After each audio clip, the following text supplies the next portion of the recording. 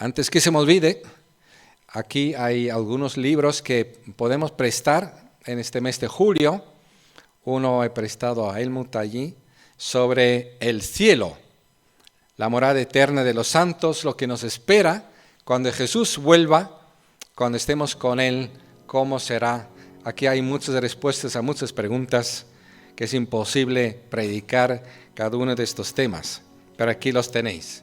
Como veis, el tema esta mañana, ya os lo avisé por WhatsApp, es esperanza que reforma. Hay muchas cosas que deforman hoy en día, precisamente la falta de esperanza, por ejemplo, o también esperanzas falsas. Pero tenemos una esperanza de la cual vamos a hablar esta mañana que nos reforma. Así que bienvenidos todos a los que estamos presentes de nuevo y también este canal de la Iglesia Cristiana Evangélica Burgos, donde siempre podéis estar a la campana y estar avisados cuando hay un nuevo tema.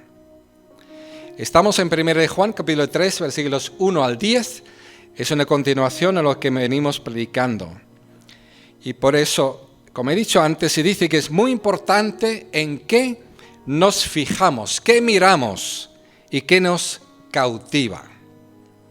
En lo que nos fijamos, lo que miramos, lo que nos cautiva puede producir en nosotros una esperanza reformadora que puede ser de gran beneficio para todos. Es decir, la esperanza es capaz de llevar a cabo reformas importantes. Por ejemplo, la esperanza de salvar el planeta ha iniciado en los últimos años una serie de reformas impresionantes a nivel internacional relacionadas con el reciclaje, por ejemplo. La esperanza de evitar un mayor calentamiento global de este planeta, pues nos ha llevado a unas reformas energéticas, reformas automovilísticas, reformas sobre la reducción del plástico, etc. Son reformas que también debemos apoyar. Pero evidentemente esta mañana no vamos a hablar de esta esperanza ni de estas reformas, aunque son importantes, y repito, no porque nosotros vamos a ir al cielo, no debemos mientras tanto aquí participar de esas reformas. Lo vemos en la Biblia, por ejemplo, Daniel y sus amigos estaban en tierras donde no querían estar ni iban a estar para el futuro, en Babilonia, incluso en una nación que iba a ser juzgada, pero tenían claro que deberían, mientras tanto que estuvieran ahí, participar de todo el bien de la nación, del gobierno, del conocimiento, y colaborar para que se haga la voluntad de Dios en esa nación. Bueno, la esperanza de tener hijos, o concretamente una hija o un hijo, provoca tal vez una serie de reformas que podrían ser más importantes para nosotros personalmente, todavía. Por ejemplo, podría causar una reforma de nuestro piso para adaptarlo al que viene. También puede ser que tengamos que cambiar incluso de vivienda o tal vez también cambiar de trabajo para tener más ingresos o un horario más adaptable a que poder cuidar de este prole. Puede ser que nos veamos obligados también a reformar nuestros hábitos de alimentación para dar un ejemplo a nuestro niño de cómo debe nutrirse, porque todo lo que se ve se aprende, más que por palabras.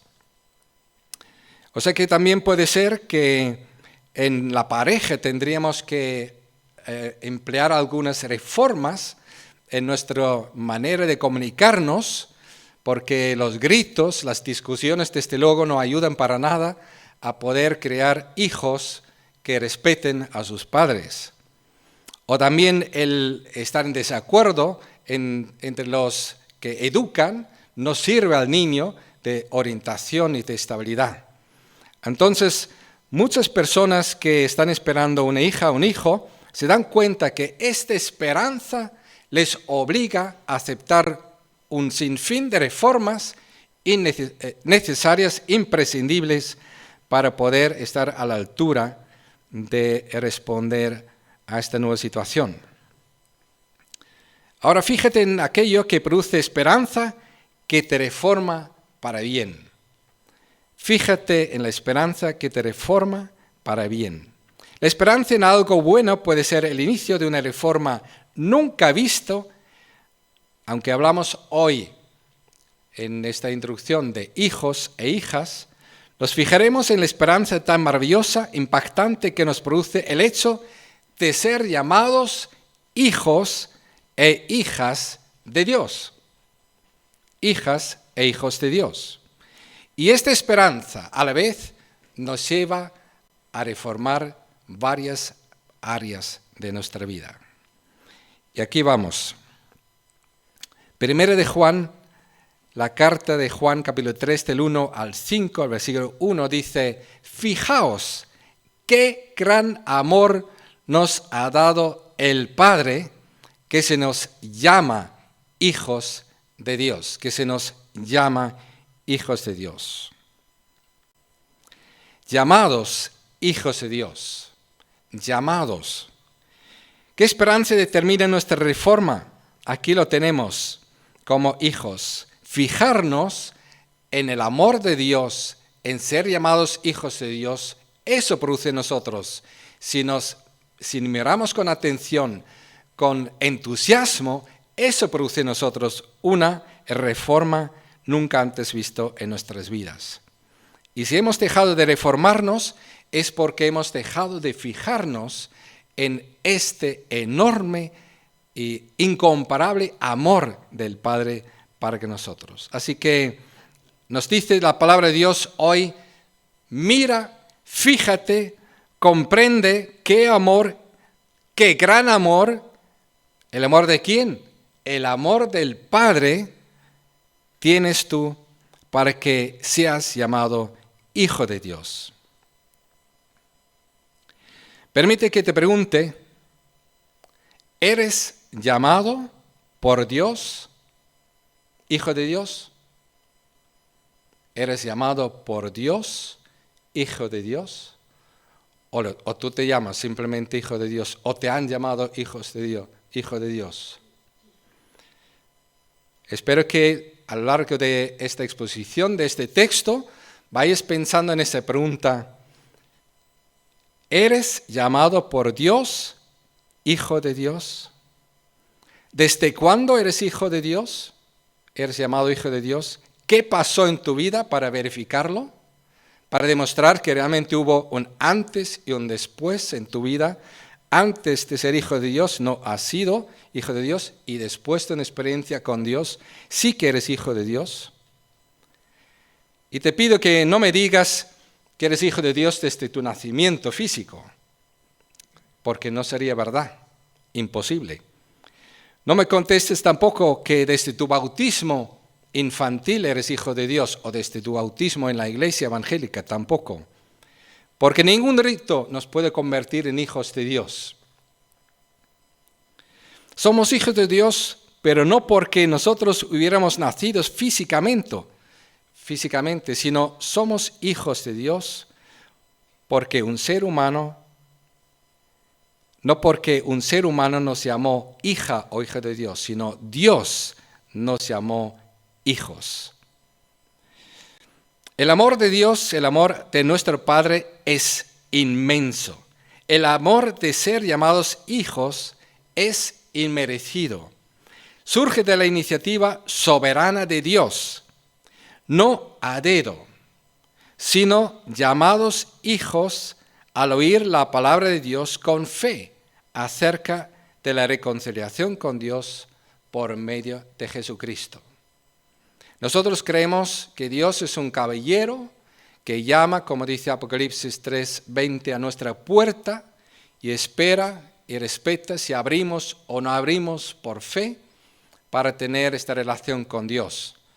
No creemos que Dios sea un dictador que se siente y toma decisiones sin respetar la voluntad de nadie y salva y condena a su antojo y se llama soberano. Esos son los dictadores.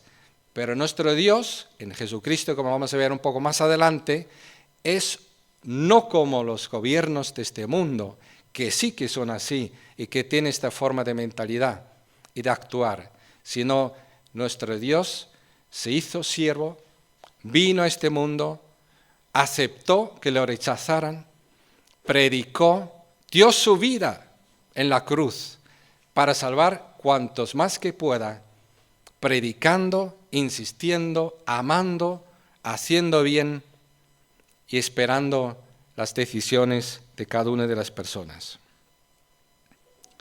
Advierto que hoy en día es muy fácil caer en la trampa de enamorarnos de un Dios soberano que no es otra cosa que un dictador soberano, que no es nuestro Dios. Que nos enamoremos precisamente de este Jesús, que es lo contrario, y se hizo siervo de todos y murió en una cruz, no para condenar a nadie, sino para llevar Él la condenación y salvar a cuantos más que pueda. Vemos también en Juan 1 lo que el mismo apóstol, que es el mismo autor de la carta que estamos estudiando y del Evangelio, él amplía y dice cómo se llega a ser hijo de Dios. Y dice así: mas a cuantos lo recibieron, a los que lo recibieron, quiere decir a Jesucristo, el Verbo de Dios, del mismo Jesús que Juan escribe, a los que creen en su nombre, les dio el derecho de ser hijos de Dios. Estos no nacen de la sangre, quiere decir físicamente, ni por deseos naturales, ni por voluntad humana, sino que nacen de Dios. Otro versículo de Pedro, que estaba escuchando también a Jesús, y él escribe más adelante en su primera carta: pues habéis nacido de nuevo, no de simiente perecedera. Y fijaos en esta expresión, porque luego lo vamos a ver en el texto de Juan. No de simiente perecedera, sino de simiente imperecedera, mediante la palabra de Dios que vive y permanece. Y esta es la palabra del Evangelio que se os ha anunciado. Repito, este gran amor es un regalo. Que seamos hijos de Dios es obra de Dios. Somos hijos de Dios no por nuestro nacimiento físico. La palabra de Dios produce en nosotros un corazón arrepentido por haber ofendido a Dios. Estamos arrepentidos por cada uno de nuestros pecados. Dejamos de practicar el pecado en este momento de nuestro arrepentimiento, de nuestra conversión. Y la palabra de Dios produce por la fe la conversión a Dios, una entrega real. Por la fe recibimos el Espíritu de Dios, el perdón, el regalo del derecho de ser llamados hijos de Dios. Por ello la Biblia enseña la salvación pasada, la salvación como una posición eterna. Es una relación eterna por haber nacido como hijos de Dios. La salvación es tan grande que no se limita a los 4 días de nuestra vida presente. Aquí tenemos esta ilustración. Tenemos una salvación pasada, quiere decir que ocurrió en el pasado. Evidentemente tiene su efecto por toda la eternidad, porque la obra tan grande de Dios, entregando su Hijo por nosotros, no es una obra para 4 días, sino es una obra eterna. Tampoco es una obra eventual, que está expuesta a cualquier posible perdición por cualquier factor, sino Dios sabe que Él, cómo tiene que salvar para que los hijos suyos, nacidos por Él, que tienen una posición eterna en Él, no se pierden. Es una relación, como nosotros cuando hablamos de una relación con hijos, es una relación para siempre. Juan en su Evangelio nos da más explicaciones que brevemente recordamos. Un día vino a casa de Jesús un maestro religioso y casi no podía terminar de decir 4 palabras de elogio del maestro Jesús, cuando Jesús le dice cosas que le extrañan tanto que se queda fuera de juego. Lo leemos también en el Evangelio de Juan, por el mismo autor, que dice la conversación: de veras te aseguro Jesús dice a Nicodemo: de veras te aseguro que quien no nazca de nuevo no puede ver el reino de Dios. Yo te aseguro que quien no nazca de agua del Espíritu no puede entrar en el reino de Dios. Respondió Jesús: lo que nace del cuerpo es cuerpo, lo que nace del Espíritu es espíritu. Por las palabras de Jesús, he de recalcar de nuevo que es demasiado frecuente confundir el hecho de que todos somos criaturas de Dios con ser hijas e hijas de Dios. Aclaremos, todos los seres humanos somos criaturas de Dios, todos por igual. Por ello existen los derechos humanos para todos. Los derechos humanos se basan en que todos somos creados por Dios. Pero solo por la fe en Jesús, crucificado en nuestro lugar, podemos nacer como hijos de Dios, por la fe, por la palabra de Dios, por el Espíritu Santo. Solo por nacer de nuevo podemos conocer a Dios, conocer el reino de Dios. Eso también seguimos estudiando aquí en el texto y resaltando. Si hemos leído hasta aquí, fijaos qué gran amor nos ha dado el Padre, que se nos llama hijos de Dios, posición, relación eterna. También añade y dice, y lo somos. Y el verbo, en la forma como está escrito en griego, lo dice claro, es un proceso que dice, y lo somos. Una cosa es que somos llamados, que es auristo, es para siempre, una vez por todas somos hijos, lo dice claro, inspirado por el Espíritu Santo, la gramática griega. Y por otro lado, hace una diferencia, y que lo somos, quiere decir, es un proceso hasta que el Señor Jesús venga. Y por eso también dice aquí en este contexto, no solamente tenemos una salvación pasada, que nos da una posición en Cristo, y Cristo ha sido elegido para que los que somos de Él tengamos todos esos privilegios, somos predestinados en Cristo Jesús para tener todos esos privilegios, y somos hijos nacidos y tenemos una relación para siempre, sino también tenemos una salvación presente, práctica, vulnerable, constantemente, depende de nuestra comunión, de nuestra forma como escuchamos a Dios y estemos unidos a Él como un engranaje, o vamos en otra dirección, o vamos sueltos. Pero somos hijos en proceso también en esta comunión con el Padre. O sea que al nacer de Dios comienza una comunión delicada, fluctuante y sujeta a muchos cuidados. De aquí la importancia de la comunión constante con Dios el Padre, con Dios el Hijo y con Dios el Espíritu Santo, cada uno en su papel. Comunión como una célula en un cuerpo. Comunión como una célula en cuerpo. ¿Qué hace una célula en cuerpo? No puede estar aislado, no se sostiene por sí misma, no se desarrolla por sí misma. Pero depende ahora de su desarrollo, cómo está relacionada con el resto. Así también somos miembros del cuerpo de Cristo, su iglesia, y con Jesucristo como cabeza, necesitamos esta comunión, esta forma de relacionarnos correcta para cuidarnos unos a otros. Ahora, ¿a qué nos lleva esta posición? ¿A qué nos lleva también este estado vulnerable? Nos lleva una esperanza que tenemos todavía por delante, que no conocemos todavía del todo. Y dice, el mundo no nos conoce mientras tanto, precisamente porque no lo conoció a Él. Mientras que estamos esperando a Jesucristo, su venida, experimentamos en este mundo una extrañez, que estamos como en el mundo equivocado.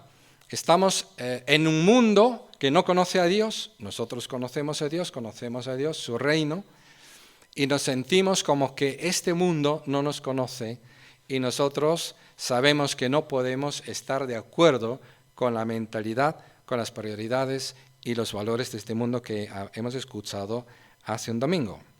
Ahora, aquí definición del mundo es ligeramente diferente y podríamos decir que aquí el mundo se refiere a las personas que han sido creados por Dios, pero no han nacido de Dios y por tanto no conocen, no reconocen, no viven conforme a los valores del reino de Dios.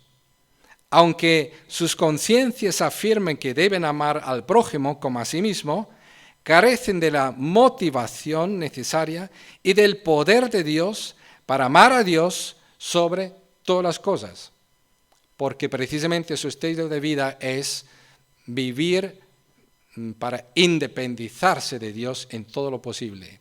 Su naturaleza independiente de Dios no les capacita a amar a Dios sobre todas las cosas y al prójimo como a sí mismo. Y por eso podemos decir aquí, el mundo no nos conoce con el apóstol Juan, y es una realidad. El mundo no nos conoce, por ejemplo. Una conversación entre jóvenes hoy en día sería muy normal sobre la sexualidad. Una pregunta a otro joven que es cristiano, uno que es del mundo, para decirlo en este contexto. El del mundo pregunta al cristiano, oye, ¿te has acostado con tu novio o con tu novia? ¿Ya? El creyente contesta, no. La pregunta es, el que pregunta sigue diciendo, ¿tienes complejos? No, no tengo complejos. ¿Tienes miedo a la relación sexual? No. Bueno, y como es moderno, preguntaría, ¿entonces eres asexual? ¿No necesitas sexo? Tampoco, no. Entonces, ¿qué te pasa? Que no eres normal de ninguna manera. Y la respuesta del Hijo de Dios podría ser más o menos así como, estoy seguro que las relaciones sexuales son parte del diseño de Dios. Tal como no debo abusar del planeta, del diseño de Dios, no debo abusar de la sexualidad, diseño de Dios. Debo seguir unas normas que respetan, que cuidan. Quiero administrar mi sexualidad con responsabilidad. O puede ser otro tema, ¿qué haces los domingos por la mañana? Supongo que vas a la playa con el sol y las temperaturas que hacen últimamente, ¿verdad? Respuesta del cristiano, no. ¿A descansas en casa? Respuesta, no. ¿Te gusta salir al campo? No, no voy al campo los domingos por la mañana. La respuesta posible del Hijo de Dios, los domingos por la mañana me gustan otras cosas, pero no te rías de lo que te voy a decir. Me encanta encontrarme con cristianos que nos ayudamos a seguir a Jesús, vivir para Dios, saber cómo llevar nuestros matrimonios, cómo educar a nuestros hijos, cómo ser trabajadores que encajan en esta vida laboral, cómo cuidar del planeta y de muchos temas que estamos hablando, y sobre todo cómo podemos ser reconciliados con Dios tal como Dios dice, no como cada uno se lo imagina. La respuesta es no lo puedo creer. Pero sí que he notado algo en ti que me hace sentirme siempre como que eres extraño, eres diferente. Cuando trabajas, la forma como tratas los asuntos de forma justa, en esto destacas. No eres como los demás, en la pureza, en la ética, en el amor. Veo algo distinto en ti. Entonces lo que podemos hacer es esperar que incluso la persona diga, mira, me gustaría conocer este Dios tuyo que te da esta esperanza a vivir de esta forma tan diferente que yo no conozco, y te admiro que tengas estos valores, tengas esta esperanza. Y nosotros podemos imitarle, decirle, mira, ¿por qué no vienes y tomamos algo, una cerveza, un café, o damos un paseo? Y sí que me gusta también ir al campo si a ti te gusta, o me gusta incluso ir a la playa, pero podemos ir el sábado, ir y volver. Entonces pasamos el día juntos y en un momento dado también leemos juntos el Evangelio de Juan. Ahora mismo el domingo también estamos hablando del discípulo de Jesús que se llama Juan y en su Evangelio explica cómo podemos experimentar esa reconciliación con Dios. Y de esta forma podemos, por nuestra esperanza, impactar de una forma, no solamente ver reformada nuestra vida, sino también la vida de los que nos rodean. Aquí tenemos ahora el siguiente escalón, como he dicho, ahora la posición hemos visto la comunión, la salvación práctica, vulnerable en este mundo que no nos conoce, pero dice ahora también Juan, pero todavía no se ha manifestado lo que habremos de ser. Sabemos, sin embargo, que cuando Cristo venga, seremos semejantes a Él, porque lo veremos tal como es. Como he dicho antes, no tengo tiempo para hablar de todo eso, lo que podría significar.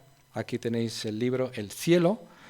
Son unas cuantas páginas muy escuetas, muy bien explicadas, algunas perspectivas, algunos grandes valores sobre qué significa que Jesús venga y le veremos tal como es, y esto hace que seremos semejantes a Él.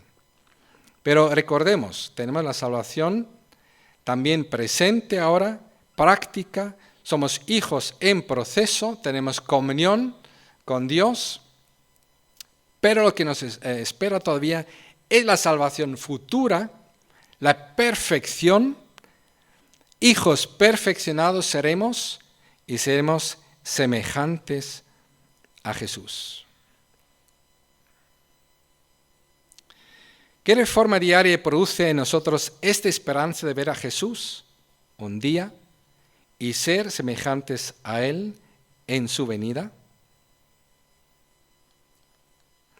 Recordemos lo que dice aquí. Todo el que tiene esta esperanza en Cristo se purifica a sí mismo, así como Él es puro.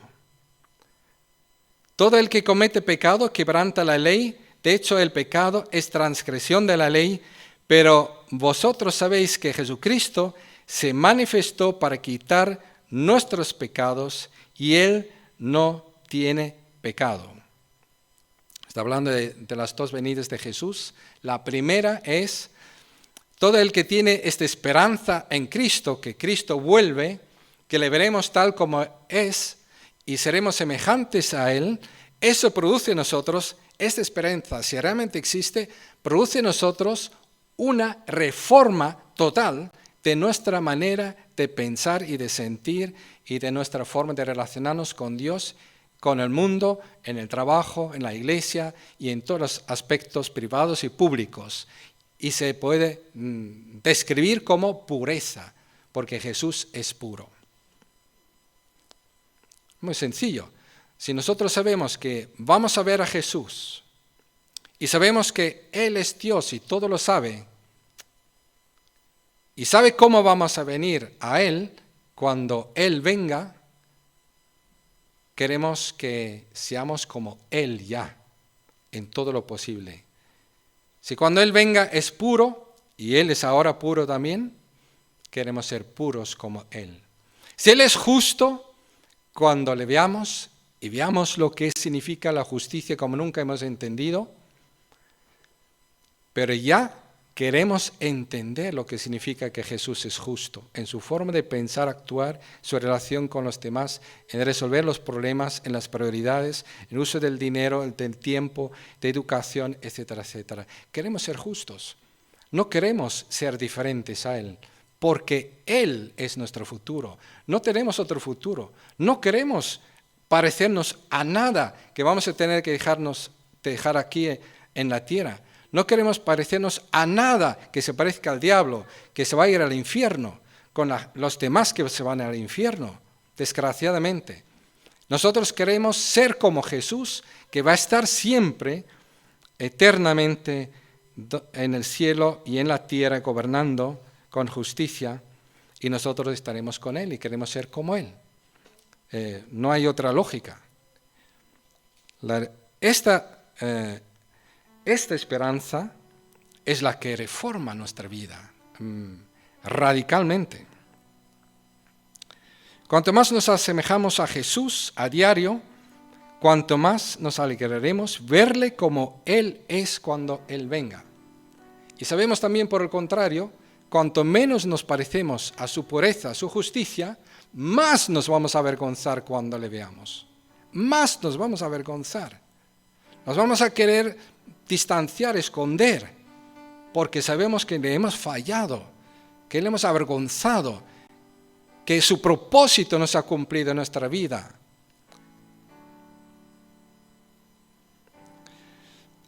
Hay otro mensaje, que es el mensaje de que nosotros tenemos un poder que libera para poder vivir con pureza y con justicia. Todo el que tiene esta esperanza en Cristo se purifica a sí mismo, así como Él es puro. Esa es una esperanza que nos reforma, pero también dice, todo el que comete pecado quebranta la ley. De hecho, el pecado es transgresión de la ley. Pero vosotros sabéis que Jesucristo se manifestó, ¿para qué? Cuando vino la primera vez, cuando murió en la cruz, cuando resucitó, cuando nos dio el Espíritu Santo, ¿para qué todo eso? Para quitar nuestros pecados. Y Él no tiene pecado. Para hacernos semejantes a Él. Para darnos el triunfo, la liberación del poder del pecado, que nos deja recordar que el diablo tenía poder sobre nosotros. Ahora podemos tener el poder que libera nuestra esclavitud y nos transforma. Y es una esperanza también que todavía no se ha realizado del todo en nuestra vida. Estamos en proceso de liberación. Y cuando Él venga, cuando le veamos, seremos semejantes a Él, totalmente libres de todo el olor al pecado, todas las cadenas del pecado, todo el poder del diablo sobre nuestras vidas.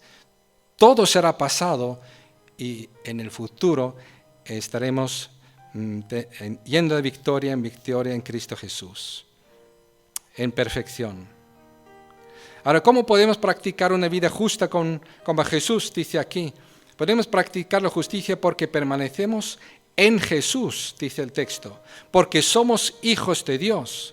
Por nuestro nuevo nacimiento hubo una ruptura radical con el poder del pecado en nosotros. Por eso la respuesta a mi pregunta, ¿cuándo dejaste de ser lo que no es un hijo de Dios? Que sería uno que pertenece a este mundo que está bajo el poder del pecado.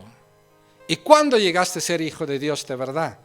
¿Qué evidencias hay de una ruptura, de un cambio? ¿Qué produjo esa ruptura? Porque si no existe, no serás hijo de Dios, porque el nacimiento se nota, el nacimiento se manifiesta, el nacimiento es un hecho histórico con acontecimientos históricos que se puede notar y se puede registrar y se puede manifestar. Pero si realmente hemos nacido de Dios, en este momento cuando nos hemos arrepentido de nuestros pecados, nos hemos convertido, se ha roto la cadena de practicar el pecado. Porque el diablo practica el pecado. Quiere decir que desde que cayó en pecado hasta que vaya al infierno y eternamente practica el pecado. Cuando dice la verdad es para mentir. Y cuando miente es para parecer que dice la verdad. Es un mentiroso compulsivo desde el principio, porque lo único que quiere es usurpar el lugar de Dios.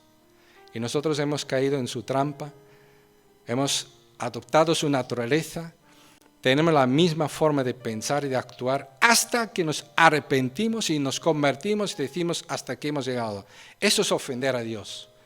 De esos pecados me tengo que arrepentir, me tengo que convertir, me tengo que pedir a Dios misericordia, perdón de mis pecados, que Jesús, que llevó juicio realmente lo aplique a mí y me perdone todos mis pecados. El Espíritu Santo cambie mi interior y me libre de esta esclavitud del pecado.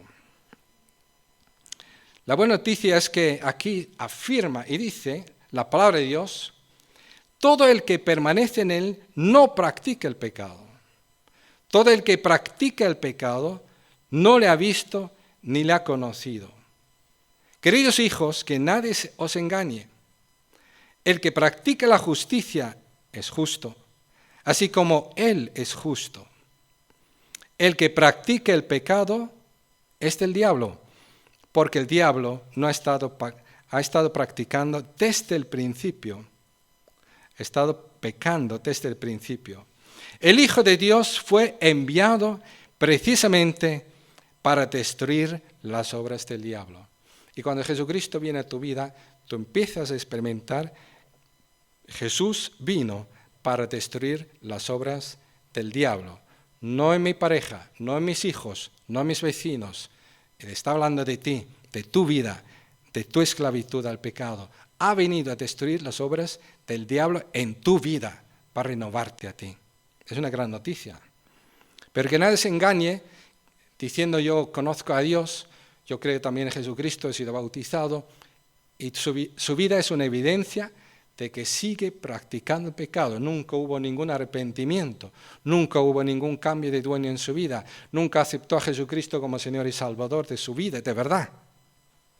Todo ha sido un intento religioso de imitar a los religiosos.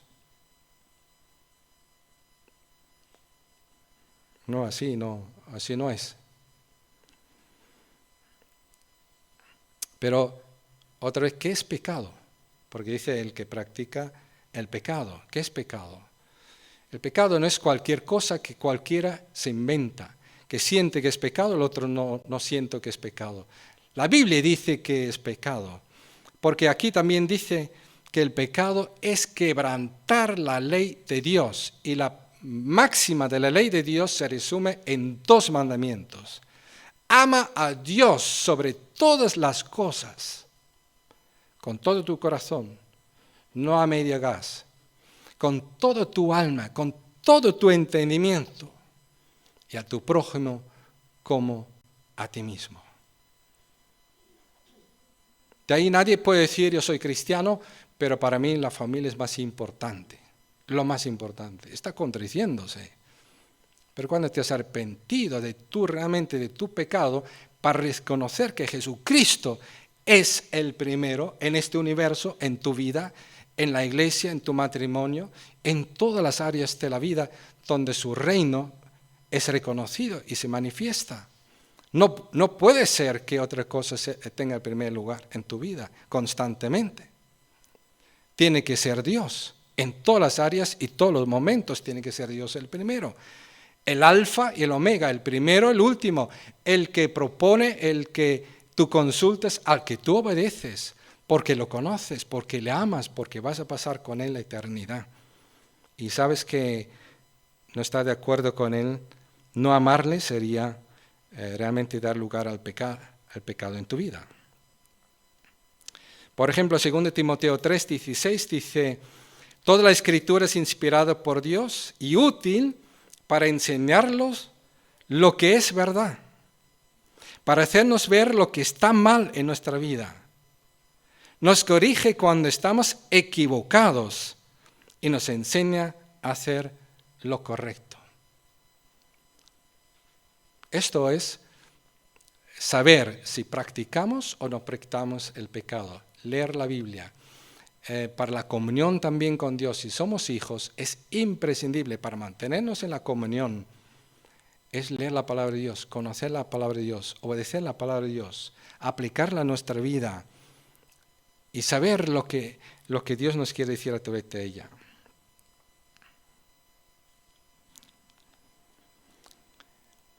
La naturaleza, haber nacido como hijos de Dios, dice aquí el texto, es lo que nos guarda. Por eso dije, Dios sabe lo que tenía que hacer para salvarnos. Él tenía que hacernos nacer de nuevo por la palabra de Dios que permanece para siempre, que no es una semilla perecedera como la semilla del hombre para engendrar una hija, un hijo, sino es la semilla de la palabra eterna, del carácter eterno de Dios, imperecedero, eterno. Hijo de Dios quiere decir que tenemos la naturaleza de Dios en nosotros, la semilla de Dios permanece en nosotros y hace que nuestra vida cristiana no perezca. No dejamos de ser hijos de Dios en medio de la lucha y nos hace vivir de otra forma que el mundo no nos conoce. Lo dice así: ninguno que haya nacido de Dios practica el pecado. ¿Por qué? No solamente porque no quiere, sino porque hay una voluntad de Dios en él que le ha salvado y no quiere que peque contra Dios y se pierda. Ninguno que haya nacido de Dios practica el pecado porque la semilla de Dios permanece en él. No puede practicar el pecado. O sea que hay un antes y después en su vida. Y hay una victoria también en su vida. Porque ha nacido de Dios. Así distinguimos entre los hijos de Dios y los hijos del diablo. El que no practica la justicia no es hijo de Dios, ni tampoco lo es el que no ama a su hermano. Ama a su hermano en el sentido de sea su estilo de vida. Eso no quiere decir que ame todos los días a sus hermanos, todos los días esté entusiasmado, enamoradísimos de sus hermanos, sin ningún tipo de crítica ni decepción por sus hermanos. Claro, esto ocurre en la relación con hermanos, en la fe también. Tenemos cosas que anhelamos que sean diferentes y que no nos pueden gustar, y menos mal que no nos gustan, y que nos hacen tropezar. Pero a pesar de todo, tenemos un amor, sabemos perdonar, sabemos tener paciencia, sabemos tener esperanza, sabemos hacer todo lo posible para evitar cualquier alejamiento de cualquiera que sea nuestro hermano, para siempre recuperar nuestras relaciones, aunque se hubieran distanciado. Haremos por amor a Dios y a los hermanos todo lo posible para mostrar nuestro amor de una forma práctica. Vuelvo a esta pregunta un tanto incómodo para algunos.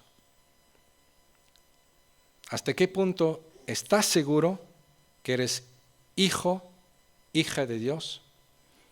Si yo te preguntara, ¿tú estás al 100% seguro que eres hija, hijo de Dios? ¿Podrías decir que sí? Si puedes decir que sí, eres de los de la izquierda, que 100% están seguros de ir al cielo, a menos que te autoengañes completamente y nunca te has arrepentido y nunca ves el poder de Dios en tu vida, simplemente eres una persona religiosa, que lee libros como La imitación de Cristo, por ejemplo, de Kempis, que no tiene nada que ver con el cristianismo realmente, con ser un hijo de Dios en la práctica, y como posición y como el que va a ser salvo. Aunque es el segundo libro más editado, más leído después de la Biblia, desgraciadamente. Pero si yo te preguntara, ¿seguro que eres hijo o hija de Dios? Si solamente podrías contestar 75% seguro, yo te aconsejo que hoy digas que se acabó. Hasta aquí he llegado yo con esta vida de tontería, de mucho cuidado. Porque es como si estuvieras tan irresponsable que yendo ahora de vacaciones y estás en el aeropuerto, escuchas por la megafonía, el siguiente vuelo, es el que a ti te toca subir, se garantiza solo el 75% de fiabilidad, al 25% tenemos que reconocer, es probable, es seguro que ustedes que se suben a este avión se van a estrellar y se van a matar. ¿Tú serías tan irresponsable de subirte a un avión así? ¿No buscarías otra alternativa, otra forma de viajar? Cuando uno no tiene más de 75% de seguridad de ser hijo de Dios de cuando Jesucristo venga realmente verle y ser transformado a su imagen y semejanza, no tiene más del 75% de seguridad, no tiene más del 90%, no tiene más del 95%, no tiene el 100% de seguridad y sigue viviendo así. Yo le pido que, por favor, por amor a mí, que cambie de actitud, porque a mí me revuelve el estómago, el corazón y la mente. Yo viéndote así vivir, digo, eso es increíble. No lo puedo soportar verlo, porque Dios da la seguridad al 100% a cualquiera que oye su palabra y cree al que envió a Jesucristo. Tiene vida eterna, no tendrá a lo mejor el 75% de seguridad. Tiene vida eterna en el momento de creer. Ha pasado y no vendrá condenación, por lo cual estará con la vida eterna en la presencia de Jesucristo, eternamente con Él reinando. Y ha pasado de muerte a vida, tiene una nueva posición, vive. Tiene vida eterna, es hijo de Dios, no se pierde, tiene seguridad. Pero hay que hablar con Dios estas cosas. Es decir, Señor, ¿cómo me ves tú? ¿Ves que me estoy engañando? ¿Ves que los demás me están engañando diciendo que soy majo? ¿Que soy buen cristiano? ¿Realmente tú me has hecho creer, arrepentirme, convertirme? Tú me has dado el Espíritu Santo, he nacido realmente de Dios, soy hijo de Dios. Padre, tú lo tienes que saber y te pido que me lo digas.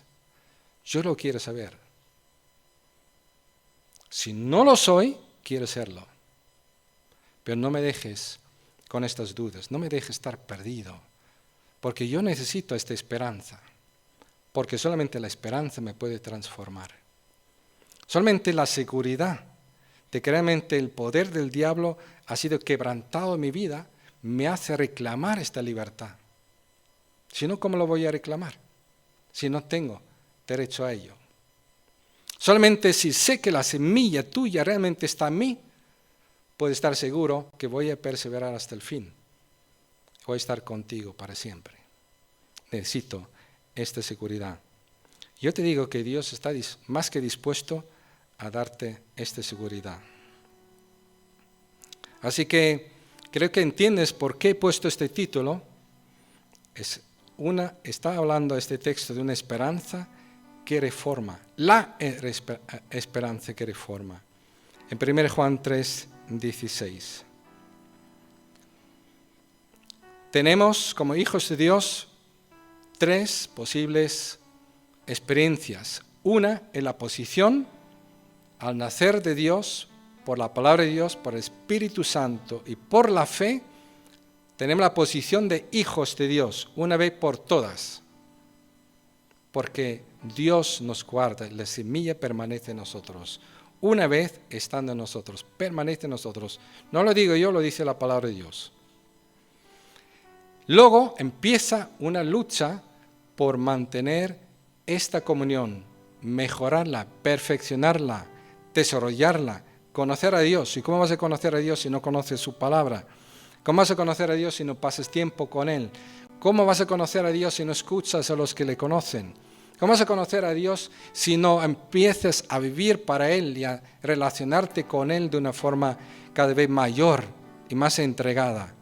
Si no le das el derecho de hablarte todo lo que quiera y le pides perdón todas las faltas que haga falta y cambies lo que sea necesario y te dejes reformar por esta esperanza y experimentes el poder de la liberación y de la semilla de Dios en ti. Pero deberías saber que todo eso vale la pena. ¿Sabes por qué? Porque no es para 4 días como todo lo demás. Todo lo demás es para 4 días, tu matrimonio, tus hijos, tu trabajo, tu salud, tu dinero, incluso el reunirnos aquí físicamente es para 4 días. Lo que es para siempre es cuando somos perfeccionados. Cuando Cristo venga y le veremos tal como es, seremos semejantes a Él. Y ya hemos estudiado algunos párrafos como este, por ejemplo: si morimos con Él, viviremos con Él; si resistimos, también reinaremos con Él.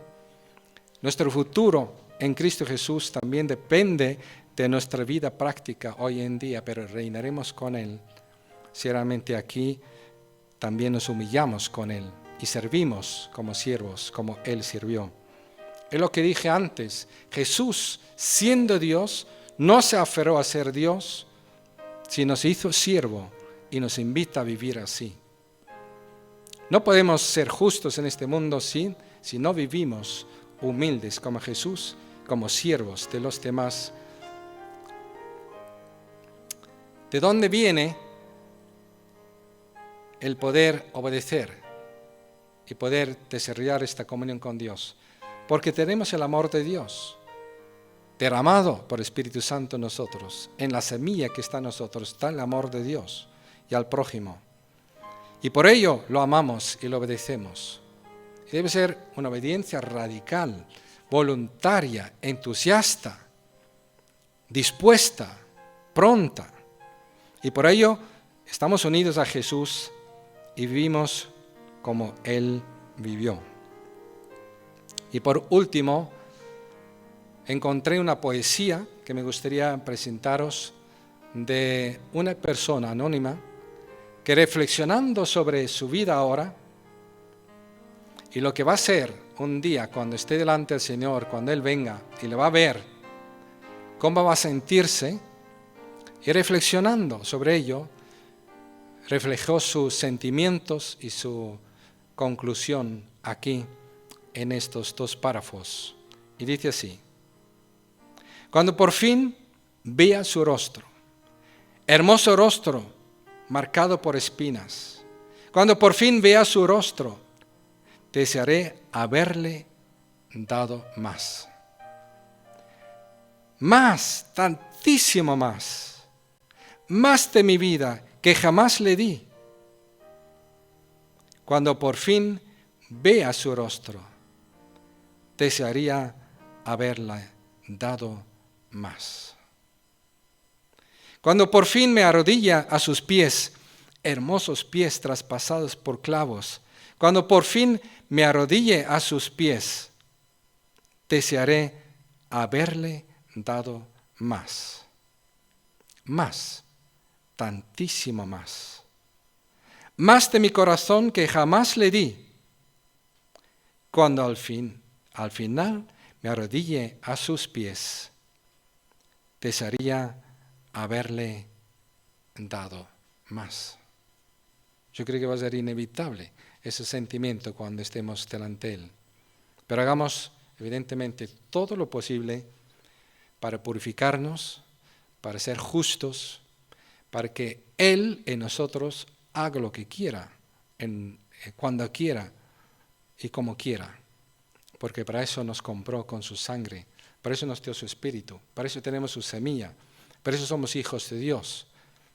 No para ser como el mundo que no nos conoce, sino ser como los hijos de Dios, que son conocidos por Dios y que conocen a su Dios y a sus hermanos y los aman. Padre Celestial, pedimos que tu palabra dé fruto en nosotros, por tu Espíritu. En nombre de Jesús. Amén.